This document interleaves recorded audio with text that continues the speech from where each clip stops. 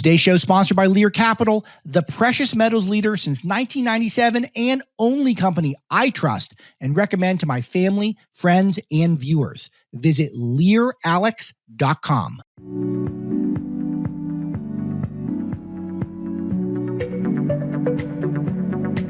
Okay, ladies and gentlemen, super cool podcast for you today. We're going to do something a little different with the format because the live radio show today did incorporate two snippets of longer interviews, one of which showed up on my podcast feed with Emil Michael earlier this week, which all of you should check out. We go deep dive into AI and the Department of War's what they're doing to make sure that we are utilizing AI to the best of our ability, but also we are not allowing the masters of the universe in Silicon Valley to control our Pentagon. Super fascinating stuff. And also we start getting into a dive on Medicare and things that people who might be older in the audience, what you might need to know to protect yourself and to make sure that you're getting the best benefits that you deserve. And so all of that is, first of all, the Emil Michael interview a couple shows back. The rest of that Medicare interview, we're going to play that today. But before I get into that, I got a couple other big things. We're going to use my opening monologue and my longer segment, my third block from today's radio show, where we start off with a explanation of what's going on in the economy. We got some pretty not good data from GDP this morning as we're recording.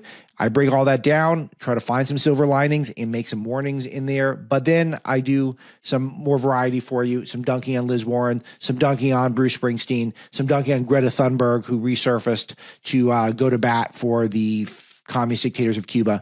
All of that in today's show, plus an interview with John Carney, where we really get into the economy. So just the absolute best, my economic and finance editor of Breitbart News.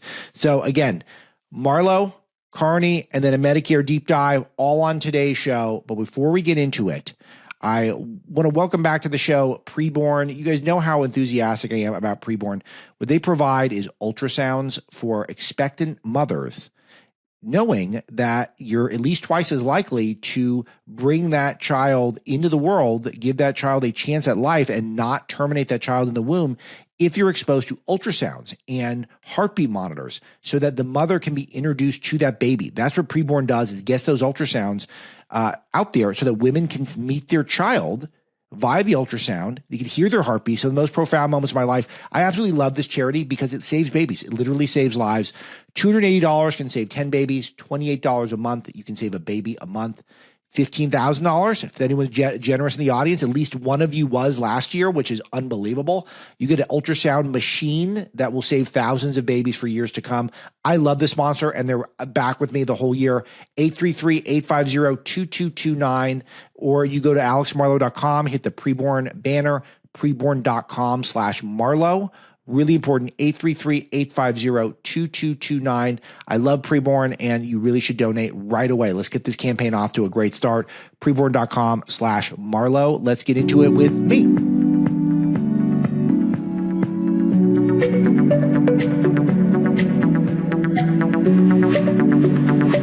Ready to break the narrative? Get the real story with no filters and no apologies. Cut through the noise with real conversation, real conviction, and real news. It's time for Truth Without Spin. It's the Alex Marlow Show. This is the Marlow Show. We got a big show for you today. We got a heavy slate here. We've got some interviews coming up. One of them is a little snippet of my latest podcast where I speak to Emil Michael, who is the Undersecretary of War, who is honestly one of the smartest guys I think I've had in the show in a while. He was a top executive at Uber, and he's now in that tight-knit group that runs the Pentagon. And we get into all sorts of stuff on AI. He throws down really hard on Anthropic and explains why the Pentagon is basically cutting them off. Pretty stunning details there. So we'll share that with you, but the full interview will be up on my podcast feed, where I'm going to be releasing a couple of new podcasts over the weekend. I've got a sit-down with Em and Joe Morris. I've got John Carney coming in. I've got some others as well. I've got a helicopter pilot coming in as well, Amber Smith. So a lot of good stuff that populates the weekend shows. Those of you who watch Salem News Channel, those will probably pop up there as well. As I'm on 7 days a week on the Salem News Channel. It's kind of fun.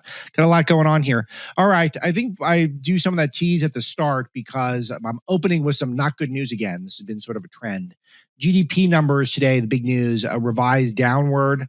This is basically, we're seeing lower economic action all around, and we're approaching no growth. So we're at a growth of, I think it was Q4 revised down to 0.7%.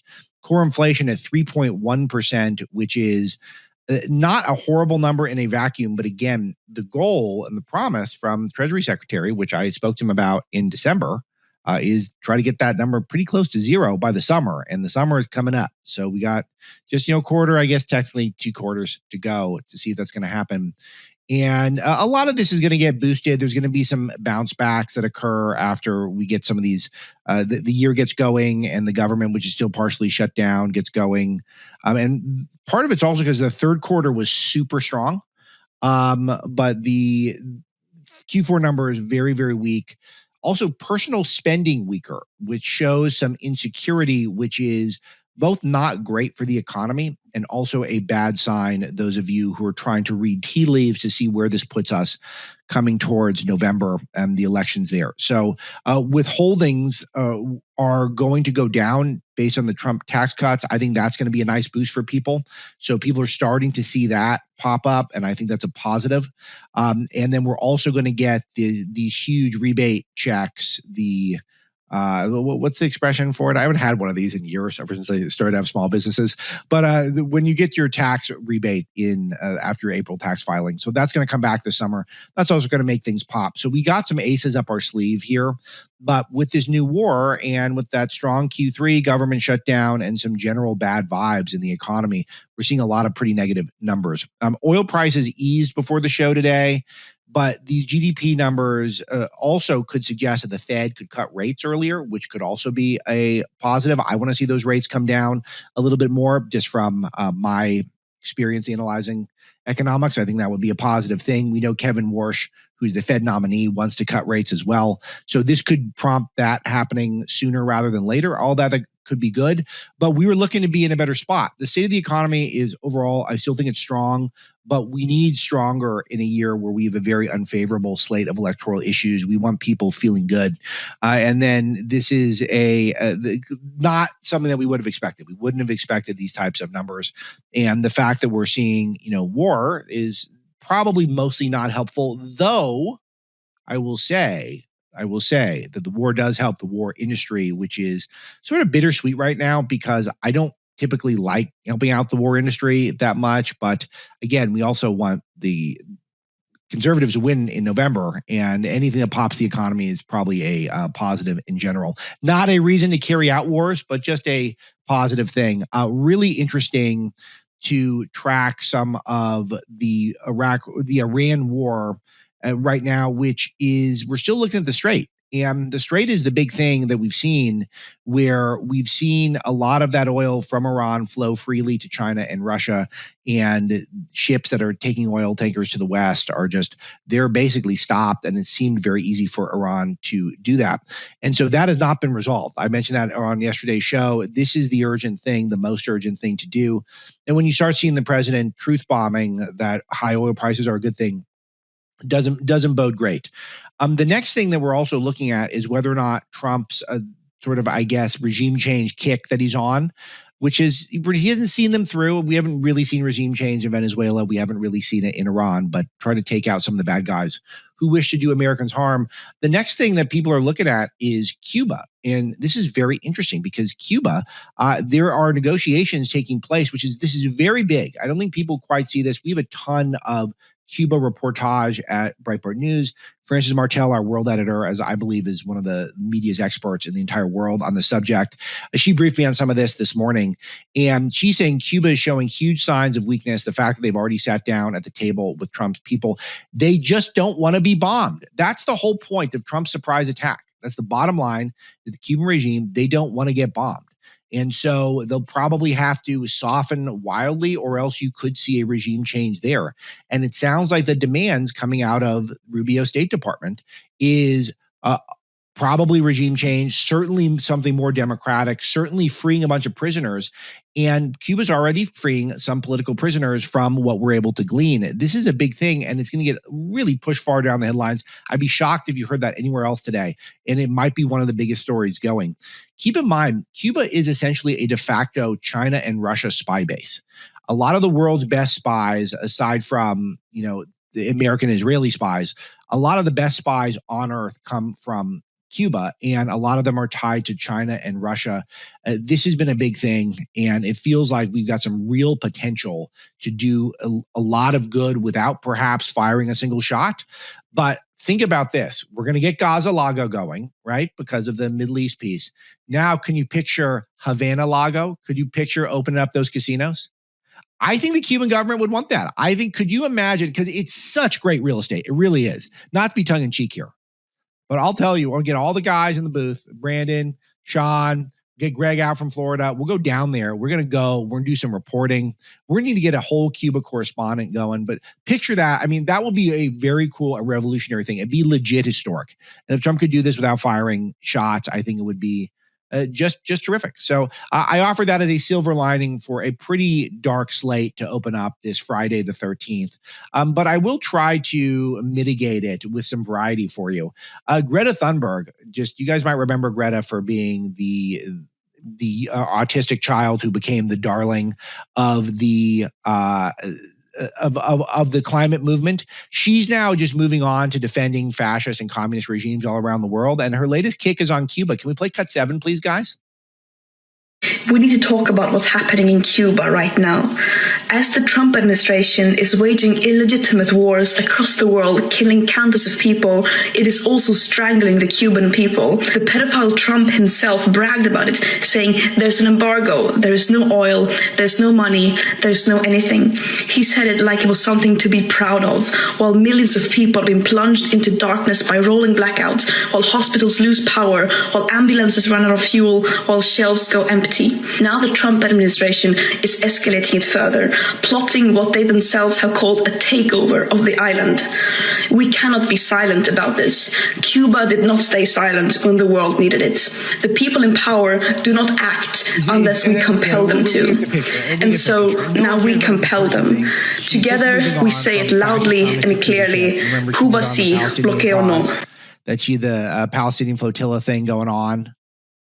It's just amazing how the left props up these people, and all they really want to do is undermine Western values. That's what this is all about.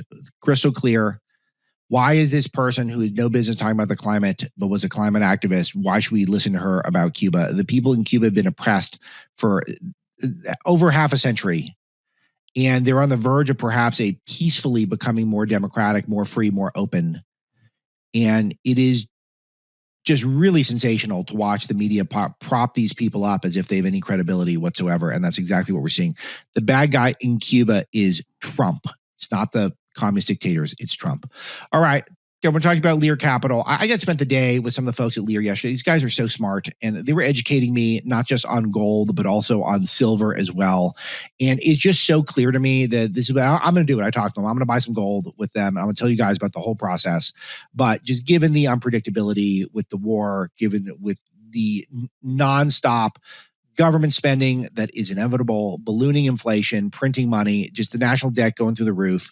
One of the best things you can do to hedge, to protect your wealth, and to grow your wealth is precious metals. This is never more clear to me. The big example that everyone's talking about, Morgan Stanley's chief investment officer recommending 20% in precious metals. That's a huge jump. It was not part of their recommendations at all. Now it's at 20%. And if you're going to do it, and you should, take action with Lear Capital because they're the oldest. They've been around the longest, and they have the most, I believe, in terms of management right now, just billions of dollars, and it just great reputation, super smart people. These guys could be thriving in other fields, but they're doing this, and take advantage. 800-992-2255, 800-992-2255, LearAlex.com for the website. Get some gold and silver right now. Get it with Lear Capital, LearAlex.com.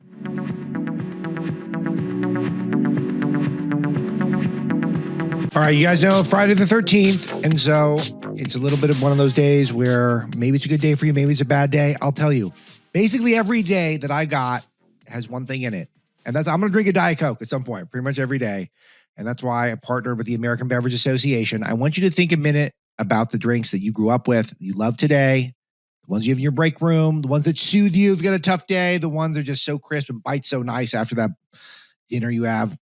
Coca-Cola, Dr. Pepper, Pepsi, all those. These are the iconic brands that have an American story and have been for over 100 years. With everyone talking about American jobs, the companies behind these beverages have been walking the walk the whole time. American beverage companies are making American products with American workers in America's hometowns. They employ over 275,000 men and women in all 50 states. People who show up every day, do the work, and deliver for our economy, for our communities, and make sure I get that crispy diet. See for yourself what they're doing at wedeliverforamerica.org. Wedeliverforamerica.org. Portion of the Alex Marlow Show are sponsored by the American Beverage Association. That Emil Michael interview, it's about 20 or so minutes on my podcast feed.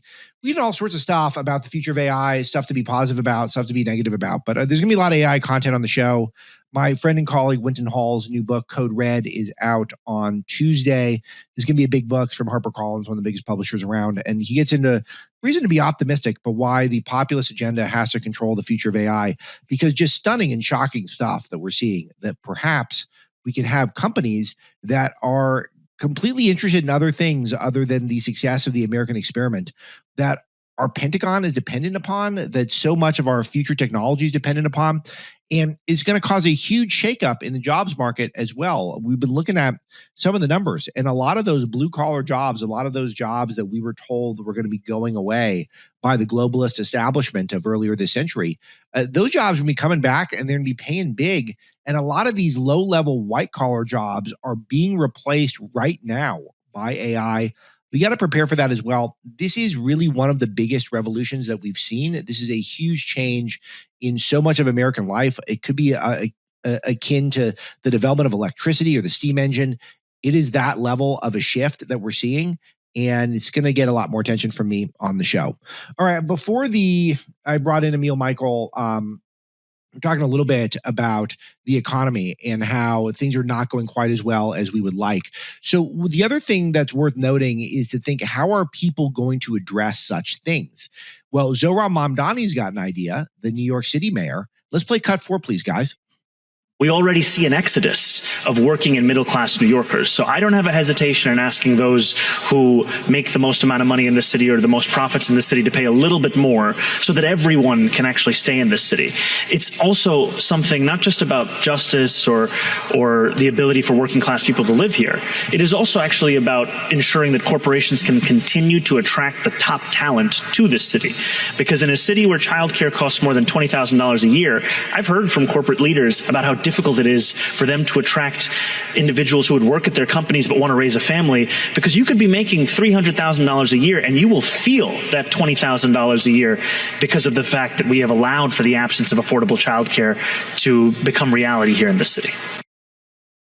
It is remarkable. I'll ask those who make the most amount of money to pay more so that everyone can stay in the city. It's just an amazing thing is that this is exactly, it's informative because it teaches you the mind of the left. It teaches you how they think. They think that the key to getting people to stay is to bribe them by confiscating productive people's money and promise them free stuff, that we're going to take more money from the wealthy people and we're going to give that to you via free stuff. And that's going to entice you to either stay or come to the city. And I see the logic, but the problem is what ends up happening is more people leave. The tax base leaves. And it's not that people are going to flood New York just for free stuff unless they're unproductive people. And the more productive people are going to leave. And it just tells you how, electorally speaking, the Democrat left, the socialist left that Mamdani is a part of, he is really, that's the whole MO that they've got, is to try to bribe people with free stuff and to penalize people for being productive. The more productive you are in New York City, the more you're going to pay. There's also floating a $30 minimum wage in New York. That's in the early stages, so I'll come back if that gets some legs. But it's the same thing. I'll tell you, when I was in the Bay Area and at UC Berkeley, and I worked in the restaurant industry, and there was a minimum wage hike, what ends up happening is everyone just loses shifts. That's what happens. It's just basic economics. Because in relatively low margin businesses, when you see a hike in minimum wages, it just means that people work fewer hours. People have fewer jobs. You end up firing people. So it's all basic economics. He couldn't pass an economics 101 class, or maybe he could now because our universities are so broken. And this sort of thing is not penalized. It's really interesting to track this story that was a couple of days old, but it resurfaced via a clip from Elizabeth Warren. But Bruce Springsteen fans are not happy because he has a No Kings themed tour. So this is all based off of how much he hates Trump. It's all anti-Trump. This the whole No Kings thing, even though Trump was, of course, democratically elected, won every single swing state, won the popular vote, overcame lawfare, overcame assassination attempts, and he got elected. And then we have all these dictators around the world, like Cuba, for example, Iran, for example, who the American left now stands behind. They like China with a emperor for life there. But America, with our republic, that's not good enough for them. So we have No Kings protest. And some of the tickets are apparently $3,000 for some of these tickets. And I don't even think these are the top tier tickets, but I think it goes even higher from there with Bruce Springsteen and the E Street Band. And it was funny to me because Elizabeth Warren talked about this, and let me show you her analysis. Cut 6, please. What do Taylor Swift, Pearl Jam, and Maggie Rogers have in common? Well, they've all spoken out about Ticketmaster ripping off fans. But Donald Trump just gave Ticketmaster the equivalent of a corporate pardon. In 2024, the Department of Justice sued Live Nation Ticketmaster for monopolizing the market across the live event industry. And then, poof. No, well, we can go over the clip. I just want to mute Scott because I can hear Scott setting up. The Trump administration forced out the top official responsible for this case. Coincidence? Every time you pay more than you should just to see your favorite artists, you can thank Donald Trump for that. It's Donald Trump's fault that Bruce Springsteen is charging $3,000 for tickets at his No Kings tour. And this is a person, a Harvard professor, so not in economics. But I just find this stuff just so unbelievable that there's no accountability for any of these people who are in a Democrat elected office. They don't have to abide by their own principles. They don't care that Bruce Springsteen charging $3,000 for No Kings tickets. They blame Trump because ticket prices are high. They blame Trump for Taylor Swift ticket prices being high, that it's on Trump to solve this stuff. Now, I don't know. I don't go to a lot of concerts. I'm not up on Ticketmaster. I'm sure that they're taking advantage of everything, every option they have to make more money, as everyone does. And I know Trump's FTC is investigating Ticketmaster because there's all these bots that I think are driving up prices and reselling stuff. A lot of that's a technology issue, and it seems like something we got to get to the bottom of. But I mean, act like it's Trump's fault when Springsteen selling those tickets. I couldn't believe it. And this is the whole thing, is that they don't hold themselves to their own standards. It is a nonstop topic of conversation. As I've mentioned a couple times on the show, there's a guy who has a Nazi tattoo, sports a Nazi tattoo, running for the Democrat nomination in Maine. And no one seems to care about this. And in fact, he's now saying he is the anti-Semitism candidate. Graham Plattner, I got to cut 5, please. Anti-Semitism is on the rise in this country and internationally. And something we need to keep in mind is as often as these kind of events occur, we cannot normalize them. We always have to call them out for exactly what they are. Attacks on Jews are just entirely unacceptable. The idea that someone would go to a synagogue with the intent to commit violence against Jews is just utterly horrifying. Anti-Semitism has no place in the United States. It has no place in our civil society. If it's got no place, then why are you running, Mr. Nazi Tattoo? If you're really so concerned about it, put your hand up and say, because I have a Nazi tattoo that I've not gotten removed for some reason, then I will stand aside and allow for someone who's clearly not a Nazi. Because again, I'll tell you I'm not a Nazi, but you see the Nazi tattoo, maybe you think I'm not telling the truth.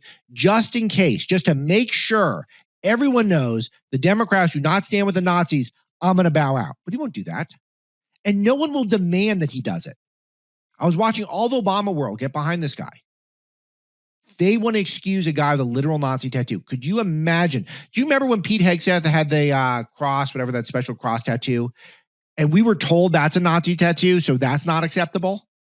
And now we got a guy with a literal Nazi tattoo, and the Democrats embrace him. Go on. The only way that we're ever going to rid ourselves of the scourge is to be very honest about what it is and when it happens. And sadly, as we see these attacks continue, we are always going to have to be on guard to make sure that we never normalize it. This is not what we are supposed to be as a nation. It's not who we are. We should not be a nation where anyone lives in fear because of who they are, because of the religion they are, or the color of their skin, or their belief structures or systems. That is not the system that we're supposed to have. And we need to build a world in which that is not remotely the case. Well, we got it. This guy's full of baloney. He's full of baloney. All right, a couple other items I want to bring up before we run out of time in the segment. Old Dominion University saw a shooting from a Islamist attacker, so another Islamist terror attack on our soil. Check out this clip from the FBI. This is unbelievable. Cut 3, please. How was he deceased? There were students in that room that subdued him and rendered him no longer alive. I don't know how else to say it, but they basically were able to terminate the threat. So he was not shot? He was not shot. Here's what's unbelievable here. So this guy, born in Sierra Leone, naturalized U.S. citizen, radicalized by Al-Qaeda, according to reports, seemed to pledge allegiance to ISIS, had been in prison, was released under Biden, according to reports, and the students subdued him with no gun. And then the FBI said they rendered him unalive, which was one of the great sound bites. Awesome stuff on these students, but the threat of Islamic terrorism, really big deal. The one item I haven't gotten to so far that I want to tell you guys about, a top Cornyn staffer has been revealed to someone trying to put Breitbart out of business, a guy named Matt Makowiak. Notice the Trump endorsement for Cornyn did not come in yet. And this is exciting because it shows that maybe Ken Paxton can get through. We'll have Paxton on next week. I was just texting with this guy just a minute ago. So I am super excited about that race. Could we get Cornyn across? That would be unbelievable.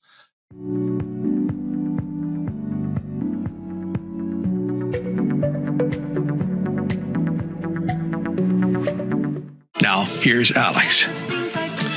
That song is a banger. ABBA gets a lot of spins in my house. It's pretty kid-friendly, poppy. I like it. It's a good song. That's a good one.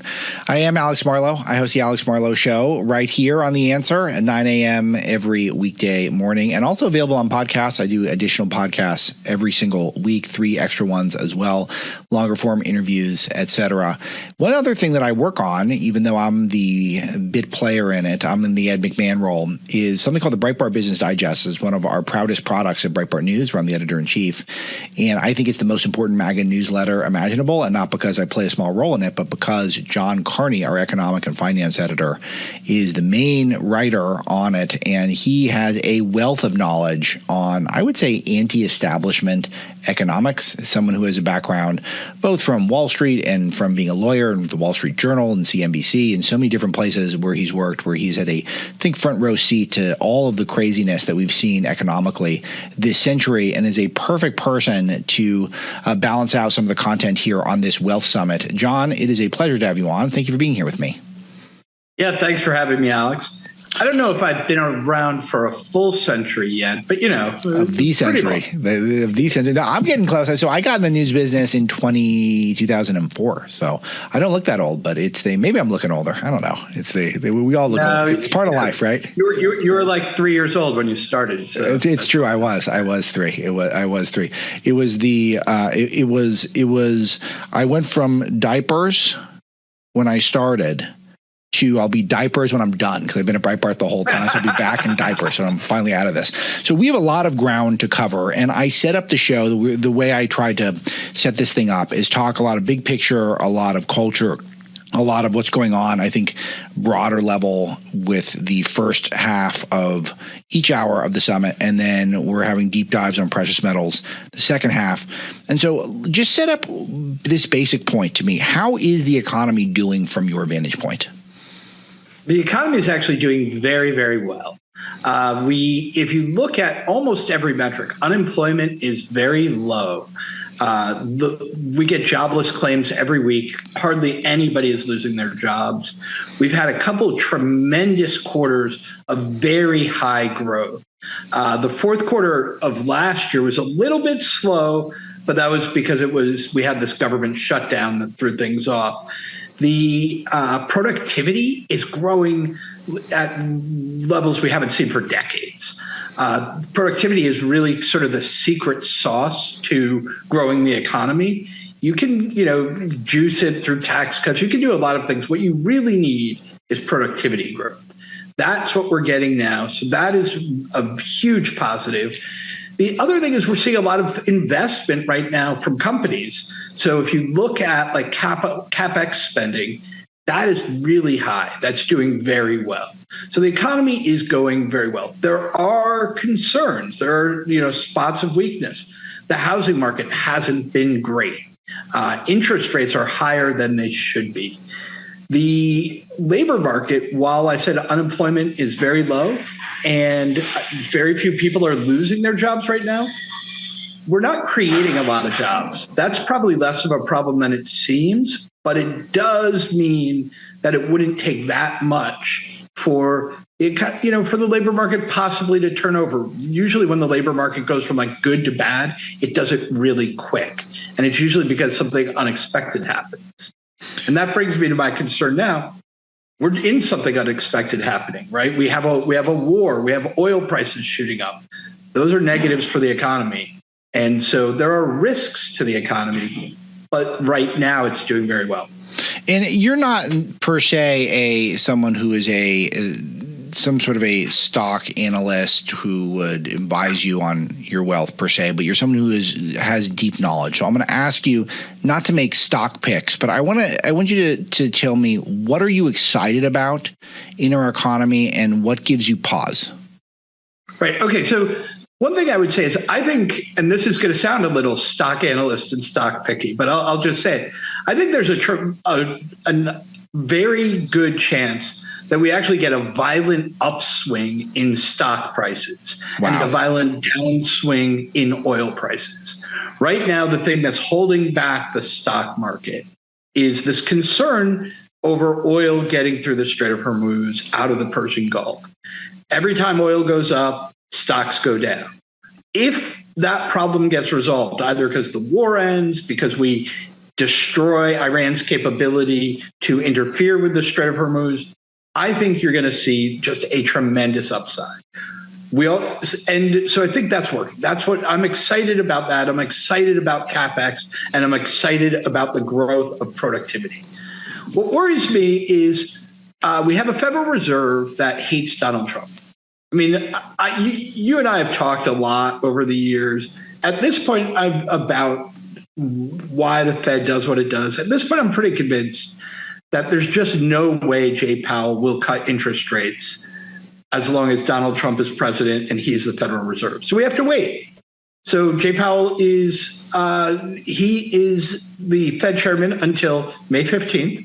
Then he's gone. We don't have another meeting, though, of the FOMC until June 16th, I think, is the meeting. So that means there will be no cut until June 16th. But then the next chairman, presumably Kevin Warsh, will come in. I don't think he will be able to get a cut in his first meeting. So that means we're at the end of July before we can get a cut. Can he get a cut the second meeting? I don't know. Then there's not another meeting till September.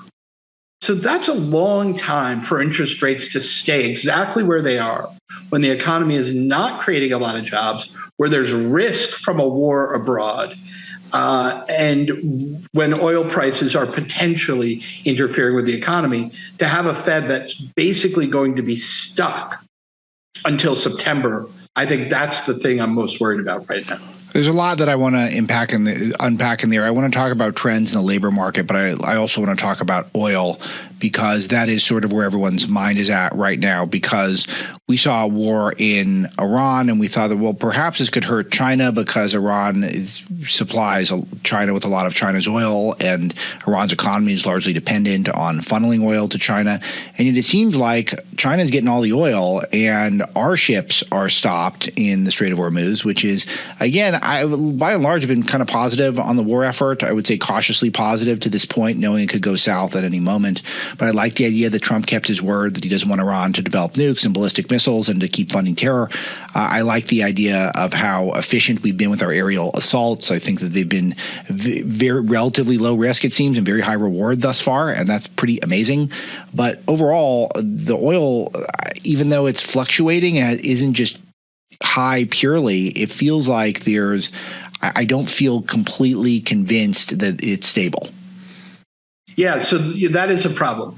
And it's stabilizing at a pretty high level right now, meaning we were down at the beginning of the year around $60 a barrel. We're up around above, in the 80s to 90s now. We briefly got above $100 a barrel. That's really bad. Anything in the 90s has the potential to result in very high gasoline prices and to really slow down the economy pretty seriously. Not instantly, right? Like a couple days, you're fine, even a couple weeks. But gasoline, think of it like a tax on Americans. Every dollar that gets spent filling up a gas tank is a dollar that can't get spent elsewhere in the economy. So that means, people like hairstylists, their clients show up a little, fewer times because they can't afford as many haircuts. The people eat out a little less. People buy, maybe a few fewer, pairs of socks, right? So it starts to sap spending in the economy. And so that means the hairstylist and the restaurant owner has less money to spend. It filters through. It has a multiplier effect that really can slow down the economy. Now, it's not pure. It used to be a lot worse, right? So before we were a major energy producer, before we made our own oil at the tremendous level we do now, it was a lot worse because it was a pure tax. It just left the U.S. economy and ended up in the pockets of people like, in the Persian Gulf. Now, some of that money stays in the U.S. economy, but there's a sequencing problem. The consumers will get hit first before that money that gets recycled into the oil companies and then back out into the U.S. economy. Before that recycling happens, consumers will feel the pinch. And that is the danger right now from a high oil price. One of the things, John, and again, this is the Wealth Summit on AM 870 and AM 590, The Answer, and I'm Alex Marlow. I host the Alex Marlow Show in the morning here on this station. Happy to be speaking to some economic experts today, including my friend John Carney, who runs the economic coverage for us at Breitbart News and writes the Breitbart Business Digest. One of the things, John, that's been just totally fascinating really since the dawn of the Trump era is it feels like there's so few economic bellwethers, people you can really trust. Pretty much every expert just compromised themselves during the tariff debate where they all announced that tariffs would inevitably be inflationary, and they've turned out not to be at all. And then even things, my first take on this Iran war was that this was going to be tougher on China than it would be on us. Immediately, that didn't necessarily come true, and maybe long-term it will. But also you think about stuff like Venezuela, where we're going in and we're already getting precious metals and rare earths from Venezuela. We're already going to pay for ourselves with oil we're getting from Venezuela. We're going in and we're getting stuff. Who would have thought in the night of the Maduro raid that this is going to be immediately financially beneficial to this country? It feels like people are just guessing wrong. So how do you develop a eye to be able to seek out the good information and to eliminate the BS from your news diet? Right. Well, so I think a really important thing for people to remember is exactly what you said. There's a lot of motivated reasoning that goes on out there. So first of all, that's exactly right. Right. You gotta think like, okay, this guy who's predicting doom. Here's the answer. So let me come up with a rationale to get there. Exactly. Right. Does he just hate Donald Trump? Right. Yeah. Then everything that comes up is going to be doom. I will have to say, look, there's some people on the other side of it, too. There's some people who will tell you everything will always be terrific. There's no risk to the economy as long as Donald Trump's president. I try not to be that guy. Look, I'm a big fan of our president, but I try to make sure that I tell people what I think is really happening. So I do think there's a potential if oil, as I said, if oil stays at $90 to $100 or above $100, that's going to be bad for the economy. I don't think that's going to happen, but there is a risk that that's happening. So I think what you really want to find out when you're trying to figure out, what are the potentials here is this person engaging in motivated reasoning, or do they seem to be trying to analyze things? And the other way I would put it is people who are serious about trying to figure out what's happening in the economy talk in terms of risk and not absolutes. Yes. Right? They don't say this is going to cause this. They say there's a risk that this is going to happen because we don't know, nobody can tell the future, right? We know that there are risks. And some things there's a greater chance of happening and some things are less.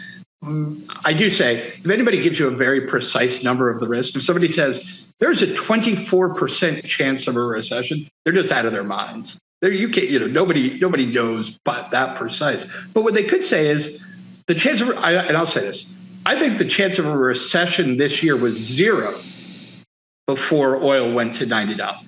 It's no longer 0. But it's still very low. I don't think we're in for a recession. And I think if things really did get bad enough, I know I just went through the whole thing about how Jay Powell won't cut. Look, if the unemployment rate jumped to 6% in the next 2 months, which again, I do not believe anything like that would happen, then yeah, the Fed will cut no matter how much they hate Donald Trump. One thing that has been repeated over and over again in this space, talk radio space, where we have a lot of great partners and a lot of people who make this space possible who are in the gold, precious metals industry. And there's been a lot of talk of late last year where Morgan Stanley's chief investment officer was recommending up to 20% in gold in particular, but a huge buy into precious metals in your portfolio. What do you make of this, and what do you think is essential for the audience to understand about that change? So I do think that there is I'm not going to tell you that I know what precious metals are going to do this week, next month, but I do think that there is a long-term investment in precious metals and also metals in general. I actually think we're moving to an economy in which atoms are going to matter a lot more than pixels. That, your ability to get copper is going to be really important in the future. Gold actually has a lot of technology uses. So gold is no longer just either like jewelry or investment. It always had uses, but the uses are coming up. Things like, obviously, the ability to get we're seeing this now, right? Getting your hands on oil. Getting your hands on the ingredients for fertilizer, yes. Getting your hands on rare earth minerals, all of that, investing in, atoms. So you're telling me things you could touch with your hands are better than like a bored ape, or which is, for those of you in the audience, those are those pictures of apes, dressed up in like a basketball outfit or something that had a bunch of value 5 years ago and are worth nothing now. Right. No more bored apes. I will say, if you do buy, a friend of mine, Tracy Alloway, once tried to buy a barrel of oil personally. That's pretty cool. You really shouldn't try to do that. It turns out oil, like in its raw form, is super toxic. And if you try to do it, you'll find, first of all, the authorities will wonder why you're trying to bring a barrel of oil into your house. But second, it's not a very safe thing. But I do think that it makes sense for people to think a little bit outside of, whether you just own stocks or bonds, to think a little broader about, do I have exposure to gold? Do I have exposure to silver? Do I have exposure to copper? Again, I think copper is going to be really important going forward. If you just look at what's happening with AI. Now that sounds like, I just said no pixels, right? Look at the physical play of AI. Right. What's the underlying technologies and what are they built on? Yes. And what do they need to run? They need electricity, a lot of electricity. we don't have the capacity to supply the electricity right now that AI is telling us it's going to need. So that means there's going to be a huge demand for the things that go to generate electricity, right? So that's energy, not fossil fuels primarily, and then the things that go to transmit energy, electricity. That's going to be copper. I just feel like the fragility, just as I get a little bit older, and I just feel like anything we're fragile, we're vulnerable. It just feels not good to me. And things that feel where you're not fragile, where you have stability, you got to have that balance. And I think that's pretty obvious. One of the things I do, like, look, gold has gone up and down in price, but it never goes to zero. Ever, right? Like in thousands of years in which people have been trading gold for objects, for currency, it doesn't go to zero. Sometimes it doesn't go up a lot, but it's never going to zero. You can't say the same thing about a stock. Stocks sometimes go to zero. Definitely can't say the same thing about the latest meme coin that's trading. That can go to zero. There's a case. One of the cases that I think is very persuasive traditionally is gold can be part. It might not be the thing that you're investing in to see the biggest growth, but it is the thing that you can buy and know that it's not going to go to zero. Yeah, and then every once in a while, this has that surge, and you feel like I'm so dumb not to have bought more at the time, which is it, and that's a big factor with me. Is that it's not my most mature characteristic, but my deep desire to not feel stupid, it really does drive a lot of my decision making in some parts of my life. So, John, back to oil for a minute, and I feel like that there's some things that Trump could do politically that might be not wise, but might be helpful to people's pocketbooks. But are there any things that you feel like could be a net political benefit? I've been saying to you, and I think you've come around to this viewpoint, that if he's tapping strategic oil reserves, which, by the way, we did not top up, which I brought up in my opening to the show, which we should have topped that up after Biden wasted a bunch of them, it literally sent it to China. People don't remember this. He actually sent our strategic reserves to China because his poll numbers were bad. True story. Wrote all about it in my book, Breaking Biden. We didn't get them topped up in time. And so I think Trump tapping them could be politically very risky for him. It also sends a signal we could be in Iran for longer than people want. Do you see anything that he can do or might be doing that could be a net political benefit? Yeah, I think making sure that Pete Hegseth understands that clearing the Strait of Hormuz has to be one of our top military priorities. Look, keeping the seaways safe for trade is a traditional job of the U.S. Navy. We have been doing that for 250 years. This is, Thomas Jefferson sent the Navy out to go fight the Barbary pirates, right? We need to be able, if we're going to show the world that we can keep the world safe, and frankly, that the U.S. has the power that we do, we need to be able to clear the Strait of Hormuz. And I think that will actually trigger what I was just talking about, where you will get oil. Remember that the other day, one of the cabinet secretaries actually tweeted out, and then they had to delete it, but that the Navy had escorted a boat through the Strait of Hormuz. That turned out not to have been true. It was, somebody gave him bad information. And the White House had to say it wasn't true. They had to delete the tweet. But during the few minutes where that was out there, oil tanked. It dropped like 30% in a matter of minutes because people said, okay, that's terrific. We are now making it so oil can get out of the Persian Gulf into the rest of the world. I think that's the number one thing Trump has to do, is make it clear that we're not going to allow Iran to stop this from happening. Look, there are high cliffs on the Strait of Hormuz. It's pretty narrow. I don't want troops on the ground, but we have some big bombs, right? We should drop a couple big bombs at the edge of the Strait of Hormuz and just let anybody know, if they're going to try to launch a missile from there, they are going to meet Allah much quicker than they had planned. That this is going to be the end of them. Absolute priority. That will bring down the price of oil. What I would say is that you just have to do it. And he shouldn't tell, I'm not saying he should tell us how he's going to do it, right? Like everybody's like, well, why doesn't the president tell us the plan? That's really dumb. Don't go on air and he's not going to do it. How you're going to do it. John, let me fill in the audience. This is the Answers Wealth Summit, 19th annual. I'm Alex Marlow. It's streaming right now, am870.info, am590.info. John Carney is my guest at the moment. He and I work on the Breitbart Business Digest together every day. He's our economic and finance editor at Breitbart News. John, I got about 30 seconds left. Just give me your thoughts here. Trump is resetting the global economy by getting people to work together. That was the nature of the Abraham Accords. He's focused on the Middle East right now. Is this the key to everlasting peace, just getting people doing commerce, doing business, and less focused on political divisions and religious divisions?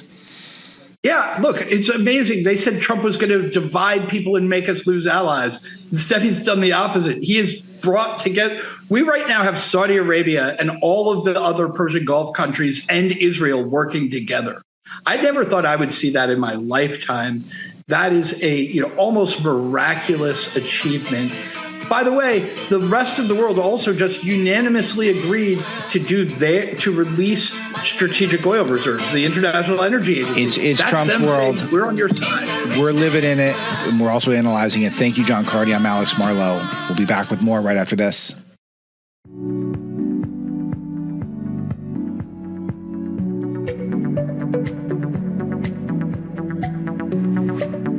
All right, I got an esteemed guest today, Darren Grubb. He's the spokesperson for Medicare Advantage Majority. Who gave me this copy? Spokesmen. We like big men and women here at the Marlow Show. Organization that's dedicated to protecting and strengthening the Medicare Advantage program. And this affects 35 million American seniors and people with disabilities. So that's more than half of the Medicare eligible beneficiaries who depend on it. He's a veteran communicator and has a lot of experience and a lot of diverse public policy issues in the nonprofit sector, et cetera. We're going to get into all that today, but the main thing where I want to start is I want to talk about Medicare Advantage Majority, what it does, why it exists, and how it could affect and help people that are in my audience.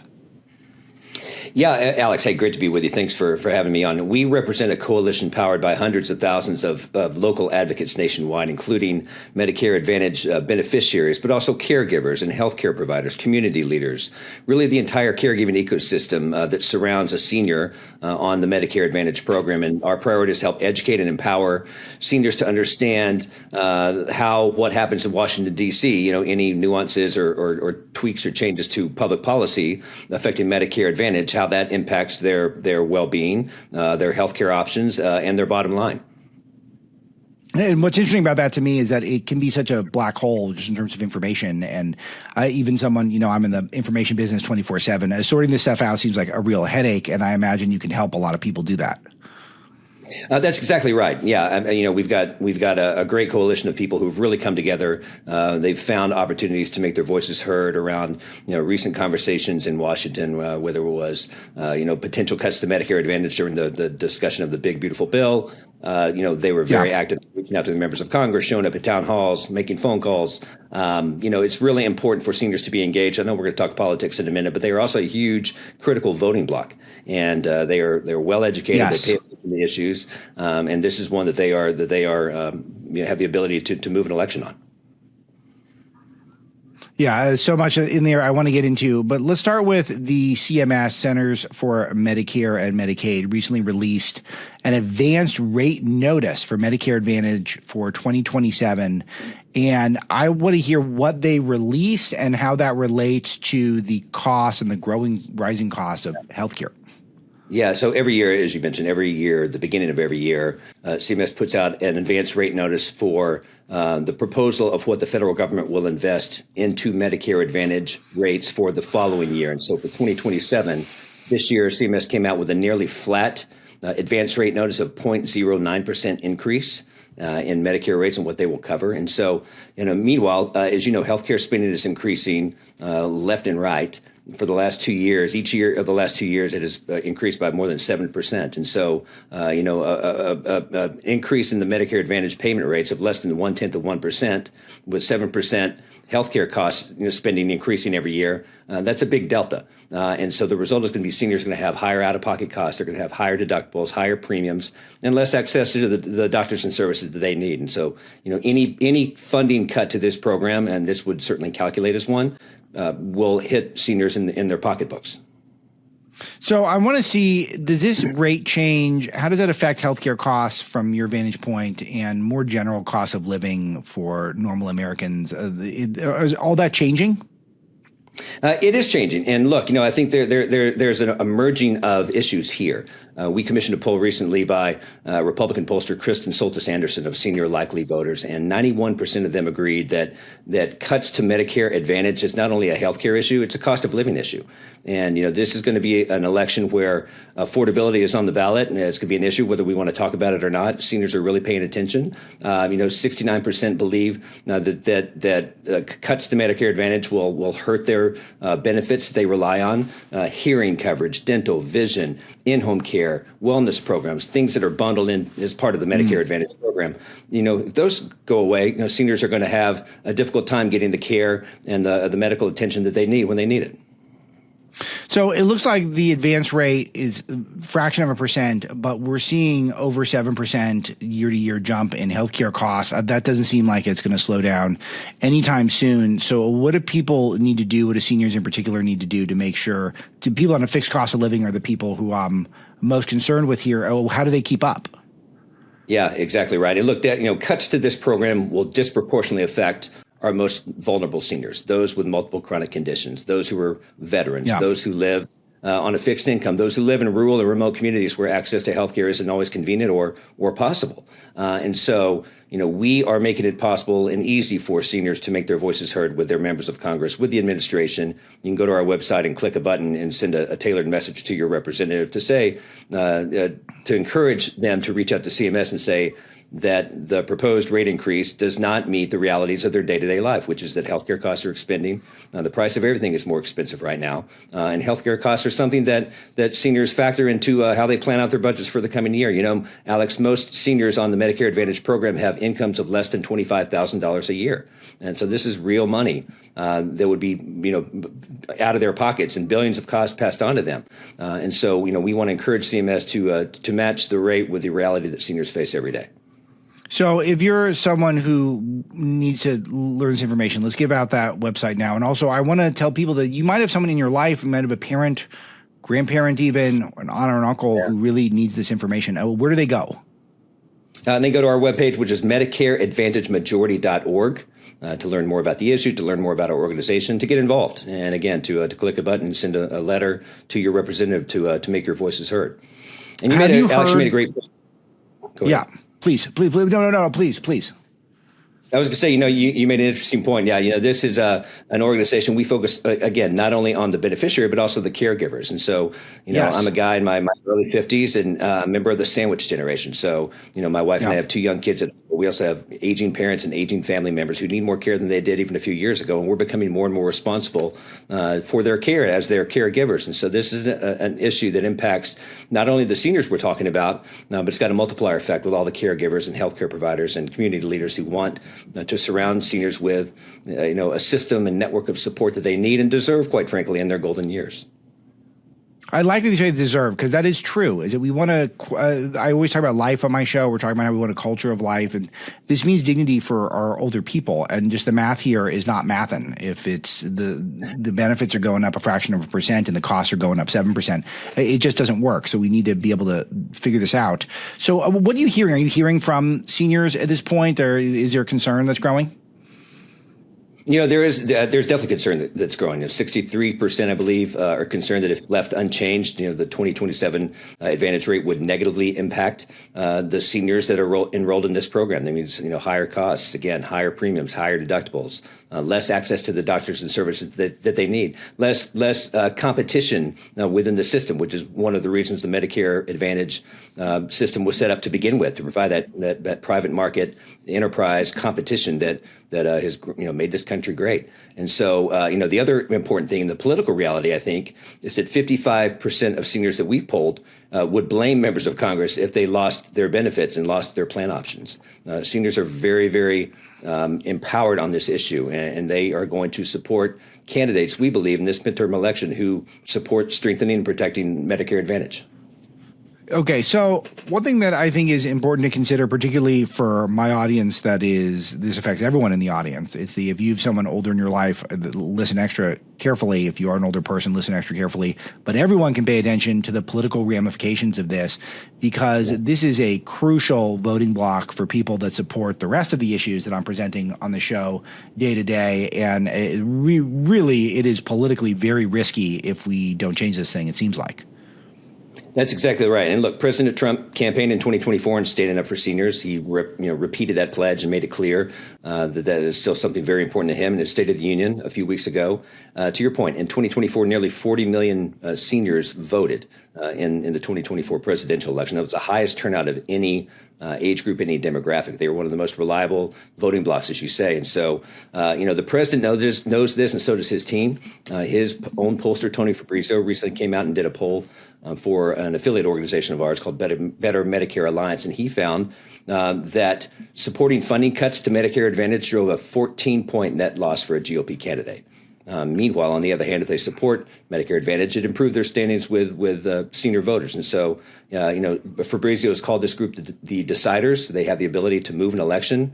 This is an issue where seniors are, again, very vocal, very empowered, and they are likely going to support members of Congress who support and want to protect this program. So give me sort of a short, medium, and long-term goals here. What essentially is most important to accomplish immediately for the group that you represent? And what are you really eyeing for sort of medium, longer term to start getting ahead of some of these issues? Because I do feel like we let some of these issues where we're at the risk of, alienating millions of voters here, and it's like a last minute deal, which is very concerning to me.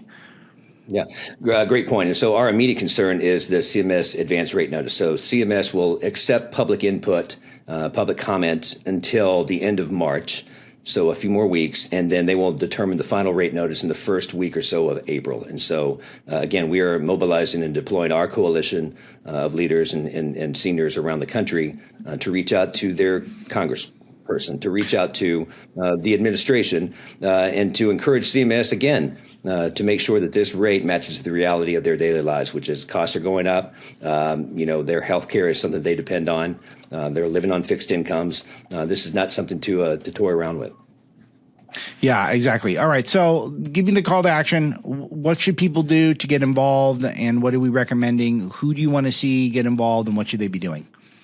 Again, we represent everybody. We represent the seniors, their caregivers, community leaders, family members, everyone who has a role to play in the golden years of a senior. And so, again, you can go to our website, MedicareAdvantageMajority.org, to learn more about our organization, to fill out a form, to send a note to your member of Congress, and to encourage the administration to make sure that they are coming through with their pledge to stand up and protect this vital program to 35 million seniors around the country.